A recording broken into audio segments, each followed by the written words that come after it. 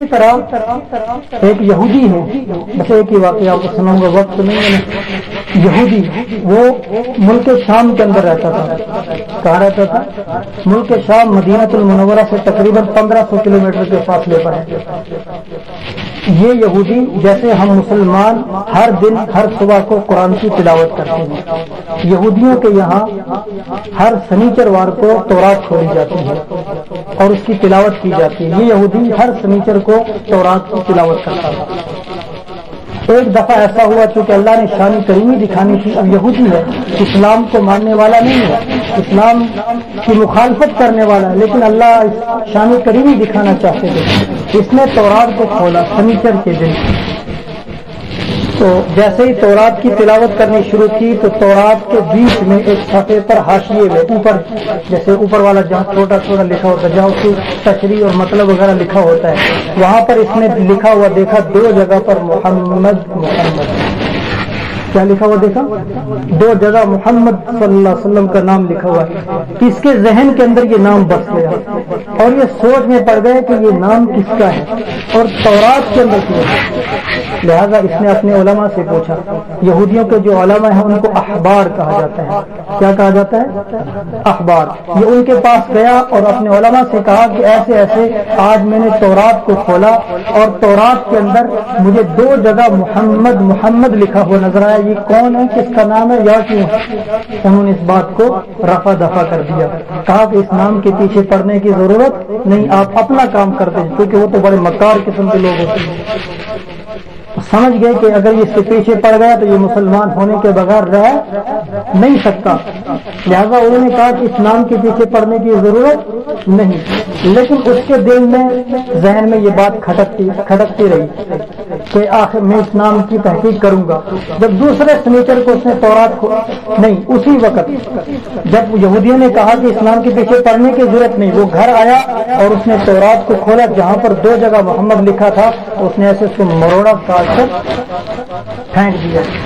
اب اگلے سنیچر کو جب اس نے دوبارہ تورات کو کھولا تو جس جگہ سے اس نے محمد رسول اللہ صلی اللہ علیہ وسلم کا نام مروڑ کر پھینک دیا تھا اس لفظ کو، اس کاغذ کو ہی، وہیں پر 2 کے بجائے 4 جگہ لکھا ہوا محمد محمد محمد 4 جگہ۔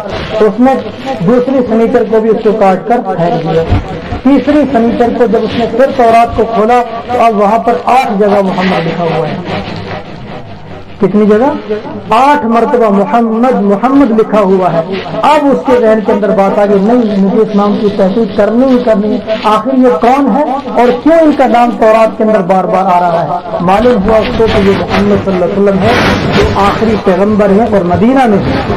لہذا اس نے اسی وقت ملک شام سے سفر شروع کیا پیدل مدینہ المنورہ کے لیے، اور 1500 کلومیٹر کا سفر کرتے ہوئے یہ مدینہ المنورہ کے باہر پہنچا، مسجد نبوی کے باہر۔ اس وقت مسجد نبوی کے باہر ایک صحابی کھڑے تھے، ان صحابی کا نام ہے حضرت سلمان فارسی رضی اللہ تعالی عنہ۔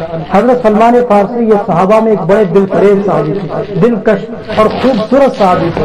جب اس نے صحابی کو دیکھا، اس کا چہرہ چمکتا دمکتا ہوا ہے، بہت خوبصورت نورانیت والا، تو کہنے لگا انت محمد، کیا آپ محمد ہے؟ اس نے سمجھا یہی محمد ہے۔ تو حضرت سلمان فارسی نے کہا نہیں میں محمد نہیں ہوں، اور اتفاق کی بات ہے۔ آپ اندازہ فرمائیں کہ جس دن یہ یہودی مدینہ المنورہ کے اندر پہنچا ہے 1500 کلومیٹر کا سفر کر کے، اس سے 3 دن پہلے، صرف اور صرف 3 دن پہلے میرے اور آپ کے آقا جناب محمد رسول اللہ صلی اللہ علیہ وسلم دنیا سے پردہ فرما چکے۔ جب اس نے سلمان فارسی سے کہا انت محمد، کیا آپ محمد؟ انہوں نے کہا نہیں میں محمد نہیں ہوں، کہا میں ان کے شام سے آیا ہوں، میں ان سے ملاقات کرنی ہے اور میری ان سے ملاقات کراؤ۔ حضرت سلمان فارسی نے سوچا کہ اگر میں اس کو یہ کہوں کہ محمد رسول اللہ صلی اللہ علیہ وسلم جن کی آپ زیارت کے لیے آئے ہیں وہ تو دنیا سے 3 دن پہلے پردہ فرما چکے ہیں، تو یہ یہودی یہیں سے واپس چلا جائے گا، اس کو مدینہ کا ماحول دیکھنے کا موقع نہیں ملے گا۔ اور اگر اس سے میں یہ کہوں کہ چلو مسجد نبوی کے اندر میں آپ کی نبی علیہ السلام سے ملاقات کرواتا ہوں تو جھوٹ ہو جائے گا۔ لہٰذا حضرت سلمان فارسی نے اس آنے والے مہمان یہودی سے کہا کہ چلو میں آپ کو نبی کریم صلی اللہ علیہ وسلم کے صحابہ سے ملواتا ہوں۔ ان کے صحابہ سے آپ کی ملاقات کرواتا ہوں، یہ خوشی خوشی آئے۔ جیسے مسجد نبوی کے دروازے پر پہنچے انہوں نے دیکھا مسجد نبوی کے اندر حلقے لگے ہوئے ہیں، صحابہ بیٹھے ہوئے ہیں، غم زدہ حالت کے اندر ہے۔ اس نے زور سے دروازے پر کھڑے ہو کر کہا السلام علیکم یا محمد، السلام علیکم یا محمد۔ جب صحابہ نے یا محمد کا لفظ سنا، جب اس نے کہا السلام علیکم یا محمد، تو صحابہ کرام نے یا محمد کا لفظ سنا اور رونے شروع ہو گئے۔ داڑھی مبارک ان کی آنکھوں سے تر ہو گئی، ان کا جو ہے وہ زہر تازہ ہو گیا، نبی علیہ السلام کی یاد آ گئی، بہت رونے لگے۔ اس آنے والے مہمان نے کہا میں نے تو آپ کو سلام کیا ہے، آپ میرے سلام کے جواب میں رو کیوں گئے؟ اس وقت حضرت سلمان فارسی نے کہا کہ آنے والے مہمان جس ذات کی زیارت کے لیے آپ 1500 کلومیٹر کا سفر کر کے یہاں پہنچے ہیں، آج سے 3 دن پہلے ان کا انتقال ہے، وہ دنیا سے رخصت ہو گئے ہیں۔ یہ وہیں پر کھڑا کھڑا رونے لگا اور کہنے لگا چلو جس کی زیارت کے لیے میں اتنا سفر کر کے یہاں آیا ہوں، اگر مجھے ان کی زیارت نہیں ہو سکتی کم از کم اتنا کر دو کہ جن کپڑوں میں ان کا انتقال ہوا ہے ان کپڑوں کی زیارت کروا دو، اس قمیص کی زیارت کروا دو۔ حضرت سلمان فارسی رضی اللہ عنہ نے کسی صحابی کو حضرت فاطمہ کے مکان پر بھیجا اور کہا کہ حضور اکرم صلی اللہ علیہ وسلم کا انتقال جس قمیص میں ہوا وہ دیجیے۔ چنانچہ وہ قمیص لائی گئی، اس یہودی نے اپنے ہاتھوں میں لی، پہلے اس کو چوما، پھر آنکھوں سے لگایا اور پھر واپس دیتے ہوئے کہا کہ دیکھو جس ذات کی زیارت کے لیے میں آیا تھا ان کی زیارت نہیں ہو سکی، ان کے کپڑوں کی میں نے زیارت کر لی، اب ایک کام یہ کر دو کہ کم از کم مجھے ان کی قبر کی زیارت کرا دے۔